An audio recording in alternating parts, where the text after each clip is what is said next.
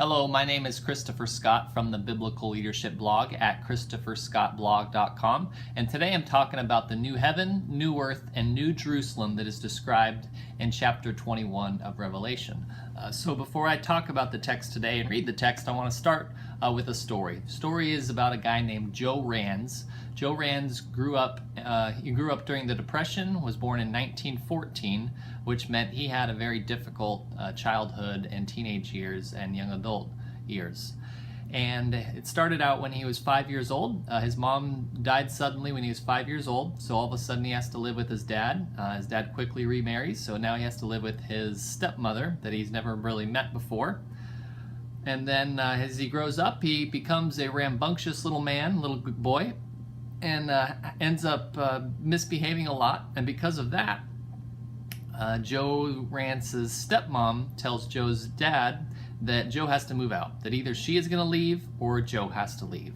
So Joe's dad tells Joe that, I'm sorry, son, but your mom says you got to go, your stepmom says you got to go, and I have arranged for you to go live at the local schoolhouse, and what you're going to do is you're going to do chores every day, and then in exchange for those chores, they're going to give you a place to sleep and feed you. So Joe lives at the schoolhouse for several years, and then his family moves, so Joe gets to move back in with his dad and stepmom and 3 siblings. And then several years later, the Depression kind of starts to hit it and come, and so Joe's stepmom again says it's time to leave. Joe's dad hadn't found any work, so Joe's dad needed to move to find a new job, and Joe's stepmom says, you know what, we're going to move, and we're not taking Joe with us. So Joe comes home from school the next day. He gets off the school bus, and the car is packed with all the stuff from the house. His 3 siblings, stepbrothers and sisters, are sitting inside the car. His stepmom's sitting inside the car with the car running, and Joe's dad is on the front porch of the house. And Joe's dad tells Joe, I'm sorry, son, but we're moving for me to find a new job, and your stepmom says you can't come with us. So I'm going to let you stay in the house here, and you can do what you can to survive.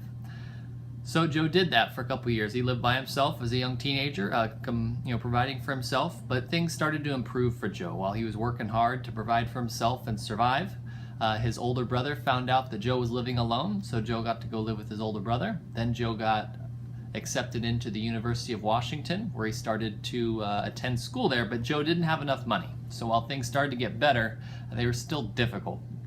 So Joe didn't have enough money to last the whole school year, so he needed to find a part-time job. However, during the Depression, work was extremely hard to find, so Joe knew that if he could get on a sports team at the University of Washington, then he could, in effect, get a part-time job, because if you were a student athlete, the school gave you part-time work to help you pay for your tuition.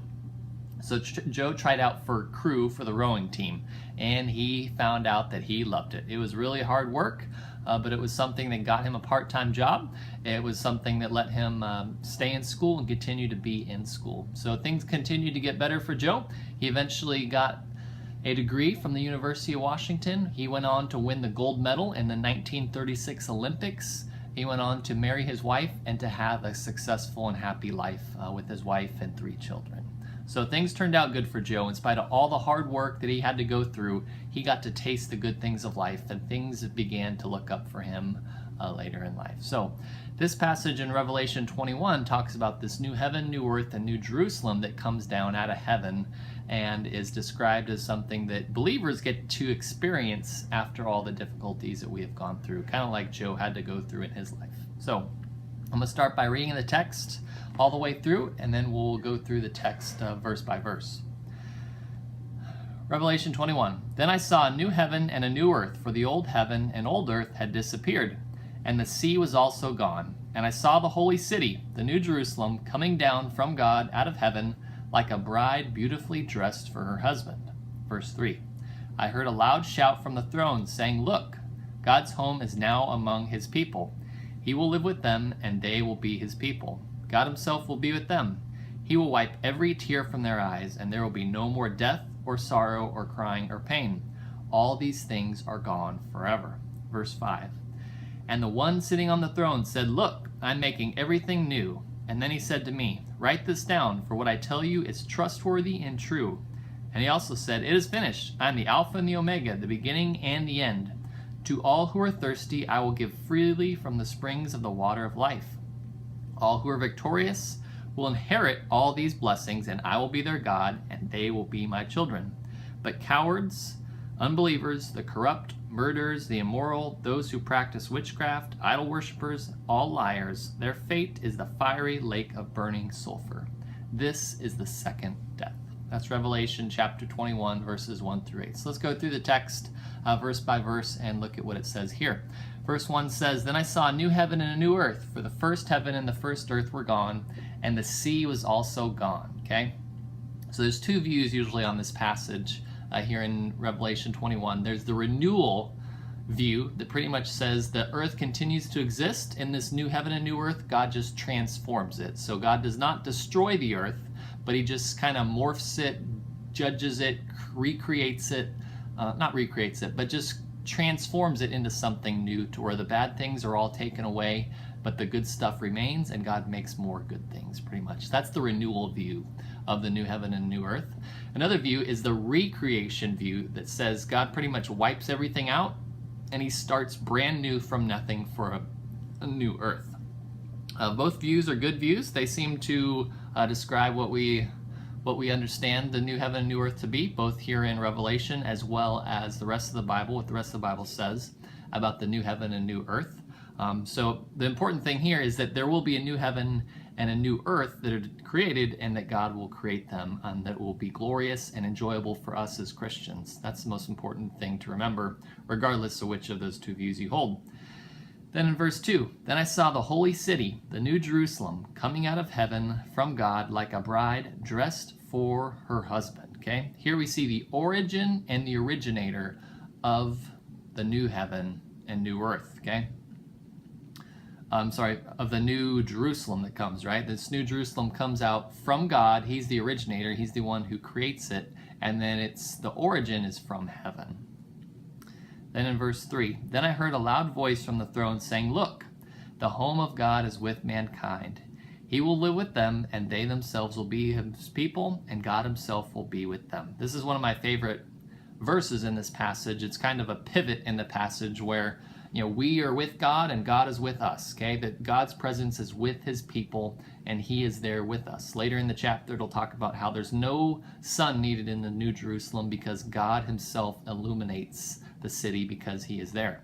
Furthermore, the tribes of the nations of Israel are printed on the pillars in this New Jerusalem, and the names of the apostles are written on the foundation stones. So God is here with his people, with his apostles, Israelites, and all Christians are there with him. Okay?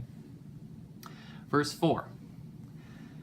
God will wipe every tear from their eyes. There will be no more death, sadness, crying, or pain. Those prior things are gone forever. Okay? Those prior things are gone forever. When it talks about how God will wipe every tear from their eyes, this isn't like what happens when a child is crying and a mom walks up to the child and wipes away the tear and the kid keeps crying. This will not be like that. This will be, God will wipe those things away, in effect making them so we're not possible to feel sorrow. It's not possible for us to cry anymore. That we won't have the ability to have those feelings anymore because they will be taken away. That God will wipe them away forever and to cleanse us from those things. Then in verse 5, the one sitting on the throne said, Look, I'm making everything new. Then he said, Write this down because these words are trustworthy and true. So in Revelation chapter 1, it gives chapter 1 of Revelation gives the chain of command for the book of Revelation, right? So the book of Revelation is a revelation from God to Jesus, from Jesus to an angel, and then an angel reveals the revelation to John. And this angel is here with John, taking him up to heaven and down to earth, and helping John interpret some of the things that he sees. And in this verse here, at the end here, it says, Then he said, Write this down. So John is seeing these visions, and it's so miraculous. It's as if the angel nudges John in the arm and says, Hey, don't just watch this, write it down because this is trustworthy and true, okay? And we're making, here it talks about how God is making everything fresh and new, and that is comforting and nice. There's an atheist that I often talk with at work. I guess he'd call himself an atheist. He doesn't believe in God. I don't think he'd consider himself agnostic. But we kind of have conversations here and there about things, and one day he said to me, or he asked me, he says, So you believe people are pretty much good, right? People are good? And I said, No, No, no. People are not good. Our world is fallen and corrupt and not the way it's supposed to be. But in the future, it will be new and fresh and perfect and made the way it's supposed to be. And that's what this verse says here. It says, God says, look, I'm making everything new. Okay? That is the new things that he is creating. Verse 6. Then he said to me, it is finished. I am the Alpha and the Omega, the beginning and the end. To the one who thirsts, I will give from the spring of the water of life for free. Right? To the one who thirsts, I will give from the spring of the water of life for free. This is an interesting passage because it talks about how world's history is finished, right? It is finished, God says. It is finished. Everything from the fall in Eden all the way up to the millennial kingdom in chapter 20 is finished. Now we're into a new element of world history, which is the new heaven and the new earth. Additionally, God says, I am the Alpha and the Omega, right? This is using the Greek alphabet. Alpha was the first letter of the alphabet. Omega was the last letter of the alphabet. So God is using this to say, I'm the first and the last, right? The beginning and the end, that God is supreme. To the one who thirsts, I will give from the spring of water for free. This is an important part of this little verse because it talks about the free gift that God gives to us. So there's a story in John's Gospel where Jesus is traveling through Samaria and he stops in a village near Sychar and he has this conversation with the woman at a well, right? And they're talking about this mysterious living water with her. And Jesus responds to her and says, if you only knew who you were talking to, if you only knew, Jesus replied to her and said, if you only knew the gift God has for you, right? And who you're talking to, I would give it to you and give you living water. So it's just an interesting little passage there where Jesus talks about the free gift of living water. If you only knew the gift God has for you and who you're speaking to, you would ask me and I would give you living water. Years later, Paul writes to the believers in Rome and says, for everyone has sinned. We all fall short of God's glorious standard, yet God freely and graciously declares that we are righteous. God freely and declares that we are righteous. And in this passage in verse 6, it says, God says it's finished. I'm the Alpha and the Omega, the beginning and the end. To the one who thirsts, to the person who thirsts, I will give freely from the water of life, right? From the water of life for free. Then in verse 7, talks about the people who accept that free gift. The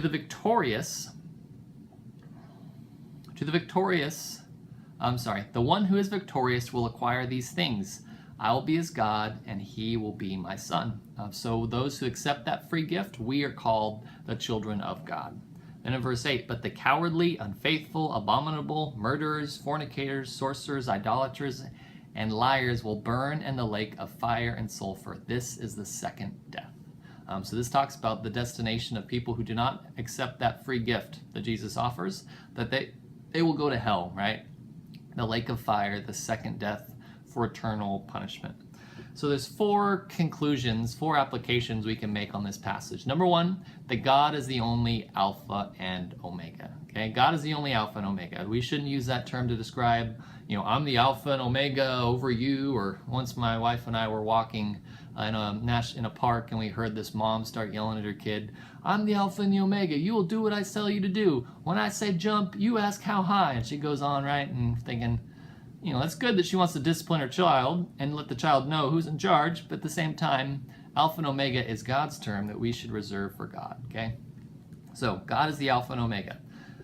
Second application, there is a hope for an end of suffering. Whenever we have difficult things we go through or we see going on in our world, it's okay to remember that there is hope for an end of suffering, that the Bible tells us there will be this new heaven, new earth, and new Jerusalem that come down that will be sweet and glorious.